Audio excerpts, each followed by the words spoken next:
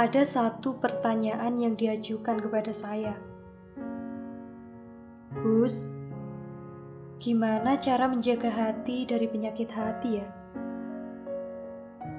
Teorinya mudah, posisikan saja sesuai dengan fungsinya. Lihat saja, saat sandal ditempatkan di hati. Saat melihat sandal yang lebih jelek, akan merasa tinggi hati. Saat lihat sandal yang lebih bagus, akan iri hati. Ya, karena salah menempatkan. Yang namanya sandal tempatnya di kaki, bukan di hati. Kalau ditempatkan di hati, akan menjadikan hati kita rusak, walaupun hanya karena sandal. Praktiknya, lawang tulisanku ini saja bisa jadi sandal. Bagi orang yang belum bisa melihat bahwa yang terpenting bukan sandalnya, tapi kakinya. Adakah yang membantah bahwa penampilan itu penting bagi keseharian manusia, siapapun dan apapun agamanya? Tentu saja ada. Adakah yang tidak setuju bahwa penampilan diri itu perlu diatur? Sudah pasti ada. Mengingat tak semua orang senang dengan yang namanya aturan, termasuk yang membuat aturan itu sendiri, terkecuali yang maha mengatur tentunya. Urusan penampilan ini memang terlihat sangat buram. Cobalah lihat di sekeliling Anda. Begitu banyak orang dengan bungkusan yang sederhana, tetapi memiliki hati yang luar biasa ataupun sebaliknya. Saya sendiri pun terkadang hilaf melihat dengan mata ini. Beberapa waktu yang lalu ada seorang tamu datang ke pesantren. Pekerjaan lelaki itu sehari-harinya adalah mengayuh becak.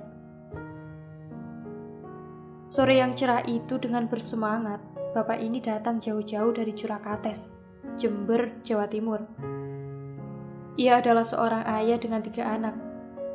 Ia membesarkan sendiri ketiga anaknya dengan penuh kasih sayang. Istrinya meninggal ketika melahirkan anak mereka yang ketiga. Begitu datang, ia mengeluarkan begitu banyak lembaran dengan berbagai nominal. Ada 1000-an, ada 5 ribuan, ada 10 ribuan, dan yang paling besar bernilai 50 ribuan. Jumlah totalnya 1 juta rupiah. Kemudian ia berkata pada saya, "Gus, ini saya ada rezeki dikit, titip buat sedekah. Semoga bermanfaat. Saya terima kasih sekali anak saya sudah diterima dan dididik seperti anak sendiri di sini. Bahkan semua gratis. Semua kebutuhan anak saya tercukupi." Ia menyodorkan lembaran-lembaran uang itu kepada saya. Ia menyampaikan keinginan kuatnya agar putranya bisa menjadi penghafal Al-Quran. Saya tak kuasa bicara apapun. Begitu berat hidupnya dengan bekerja sebagai tukang becak. Setiap pagi masih harus memandikan kedua anaknya yang kecil-kecil, memasak, nyuci dan mengantarkan mereka ke sekolah. Setelah itu mengayuh becak di bawah terik matahari, bermandikan keringat, dan menggigil dalam dinginnya hujan untuk mengumpulkan rezeki. Tak sanggup saya menerima uang itu, karena melihat begitu berat perjalanan hidup yang harus ia tanggung. "Pak, saya ikhlas, lillahi ta'ala. Ini adalah amanah Allah. Jangan khawatir soal rezeki. Rezeki semua anak di pesantren ini Allah yang menjamin. Semua urusan Allah," ujar saya sambil menolak uang pemberiannya. "Mboten Gus, ini saya berikan dengan ikhlas. Nitip walaupun sedikit mohon diterima," balasnya dengan nada memaksa. Saya tak mampu lagi menolak. Saya memanggil Ustadz pengasuh pesantren putra. "Pak, ini saya terima uangnya biar dipakai belanja kebutuhan santri ya," ujar saya sambil memberikan uang itu kepada Ustadz pengasuh pesantren putra di Keronggahan. Dalam hati saya merasa malu. Seorang tukang becak bisa dengan gembira bersedekah 1 juta rupiah. Ampuni hamba-Mu ini, ya Allah. Mata ini kadang masih melihat dan menilai hanya dari penampilan serta jumlah nominalnya. Hingga kadang lupa bahwa nilai sesuatu bukan pada jumlah nominalnya, tapi dari proses mendapatkannya. Ini sungguh sebuah pelajaran penting untuk saya sendiri. Banyak kisah kedermawanan yang akan membuat kita terkesima. Gimana gak terkesima? Lawang orang-orang dermawan itu bukan orang yang punya harta segudang.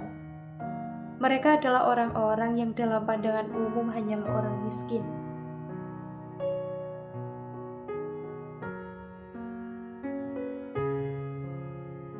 Beberapa waktu yang lalu ada berita tentang Mak Yati dan suaminya yang menyumbangkan 2 ekor kambing sebagai hewan kurban. Yang bikin berita itu jadi luar biasa, Mak Yati dan suaminya itu adalah pemulung. Mereka mengumpulkan uang sedikit demi sedikit hingga akhirnya mampu membeli 2 ekor hewan kurban. Kisah kedermawanan orang miskin tersebut tidak hanya terjadi di Indonesia. Di berbagai belahan dunia juga terdapat kisah kedermawanan orang miskin yang luar biasa. Beberapa di antaranya bahkan ada yang menyumbang hingga miliaran rupiah.